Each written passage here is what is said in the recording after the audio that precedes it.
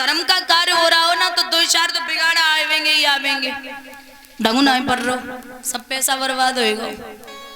कहाँ तो उठाई लाए, उन्हें बोलना ही होता है। जीवन में खुद रामायण खोल के न देखी होवे, लेकिन यहाँ आके ज्ञान उन्हें जरूरी बांटना है। एक खुद बैठेंगे, वो दिमाग में जो चल रहा होगा वो तो चलाएंगे ही चलाएंगे, बाकी 2-4 और वायजे उनते बोलेंगे भैया जैसे बढ़िया कोई विद्वान बढ़िया से लेके आते तो ठीक रहता, सब पैसा बर्बाद होएगा। उनकी गलती नहीं, उन्हें बोलना ही है आके पंडाल में। कछु तो बोलेंगे कि बेटियों को कथा कहने ही ना है,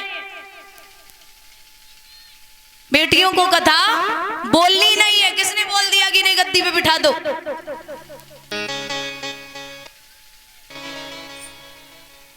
वो तुम्हारा नजरिया है, तुम्हारी सोच है, तुम पे निर्भर करता, फर्क नहीं पड़ता। हमने कल भी बताया था कि कानों को अगर अच्छा ही सुनाओगे, हमें 20 अगर सही बोलेंगे तो 2-4 अगर खराब बोली हो रहे तो आनंद ही आए रहे हो। बिना पैसे के मैंने नौकर लगा रखे पीछे, हमने नहीं, तुम्हारी कोई कर रहे हो बुराई तो तुम वो सोच लो, आदत है।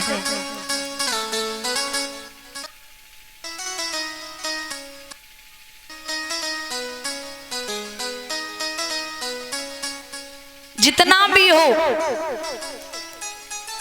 उन्हें आके बोलना ही है। अगर बोलेंगे ना तो तुम उनके मुंह पे बोल दो तो मेरी शीख खुद ही लगेगी।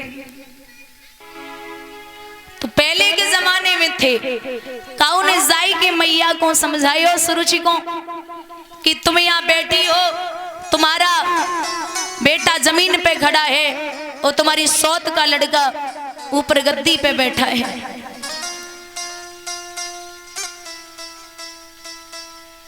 नागिन सी फुंकारती हुई पहुंची, चल दूर खड़ा हो, अरे नीच किसके मुकाबले आया है, अक्ल है कहां तुम्हारी भूप, सिर पर ये गधा चढ़ाया है। अरे से नीचे उतारो, इसकी हिम्मत कैसे पड़ गई, ये यहाँ गद्दी पर बैठा है।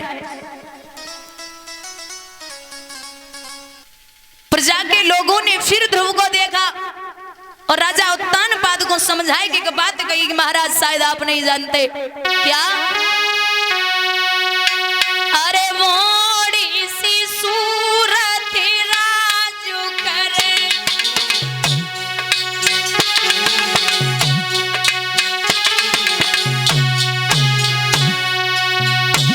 और मांगत भी कमलूक बेकारी,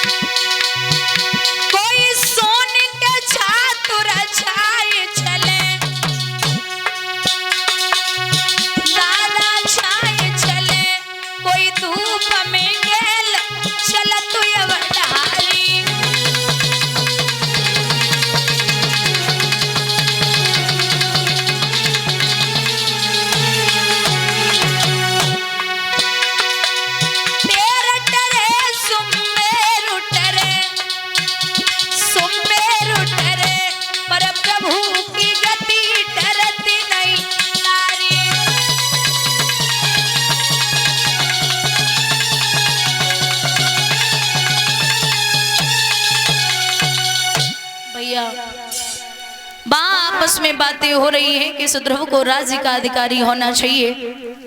कलाई पकड़ के जवाब दियो सुरुचि ने कि अगर इतना ही राज्य का अधिकारी बनना चाहता है तो एक काम कर, यहां से जा, वन में भगवान का भजन कर, मेरी कोख से जन्म ले, तब तो इस राज्य का अधिकारी हो पाएगा। कुछ देर पहले जो पिता ध्रुव को बार बार लाड़ प्यार रहे थे, उनके मुख से एक भी शब्द नहीं निकला। ध्रुव वहां से आए तो मैया सुनीति ने आहट भरी पुकार जब बेटा की सुनी, जवाब दियो है लाला, किसने मारा है? बोले मां, मासी ने हाथ उठा दिया। अरे बाबरे, मां मरे मौसी जी है जो मौसी सी, मासी मां जैसी अगर हाथ भी उठा दिया तो क्या बिगड़ गया? चुप हो जा। बोले ना मैया, मैं इसलिए नहीं रो रहा कि हमें मासी ने मारा। फिर मैया हमें मासी तो डांटती रही लेकिन पिता ने कुछ नहीं कहा। अरे बाबरे, जब वो तेरे पिता होते तब तो कुछ कहते, वो तेरे पिता है ही नहीं। ध्रुव एकदम से चौंका, मैया फिर मेरा पिता कौन है?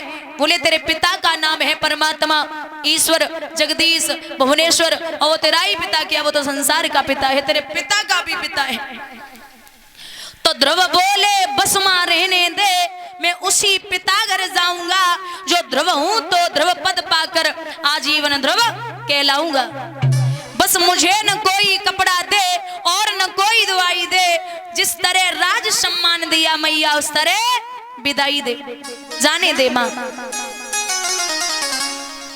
वो लगन लगी है, प्रभु के नाम का वो नशा चढ़ा है जो जीवन में नहीं उतरने वाला। मां मुझे बन जाने दे। कहावत है कि जो बन गए सो बन गए, जो बन गए सो बन गए। जाना है मां, बस उसके दर्शन करने हैं। एक रामचरितमानस से उदाहरण आता है दादा कि त्रेता में, सतयुग में, द्वापुर में, सतयुग, त्रेता, द्वापुर में लोग तपस्या करते थे, तब भगवान प्रसन्न होते थे। लेकिन यहाँ बाबा चौपाई में लिखते हैं कि कलयुग केवल नाम आधारा और सुमिर सुमिर नरोत्तर है। रामचरित मानस से एक बड़ा प्यारा उदाहरण आता है राम कथा से कि जब प्रभु लंका पर विजय प्राप्त करने जा रहे थे तो समुद्र का पुल बन रहा था, तो वहां पत्थरों की और पर्वतों की जरूरत पड़ी। तो बड़े बड़े पत्थर बानरों ने उठाए और उठा करके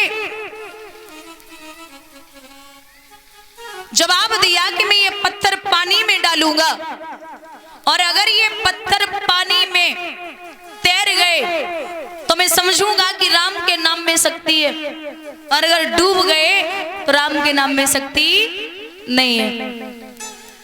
अब महाराज इतना छोटा सा भी कंकड़ आप पानी में डालोगे तो वो तैर सकता है। अब बड़े से पत्थर लेकर के बानरों ने उन पर राम का नाम लिखा, और जैसे ही वो पत्थर पानी में डाले तो पत्थर तैरने लगे, वो पत्थर तैरने लगे। बानर उछलने लगे कि प्रभु के नाम में बड़ी शक्ति है। अब ये खबर रावण को पता चली, कहा गया कि प्रभु के नाम से पत्थर तैर जाते हैं। तो रावण बोला ये कोई बड़ी बात है, ला एक पत्थर और उस पे मेरा नाम लिखो।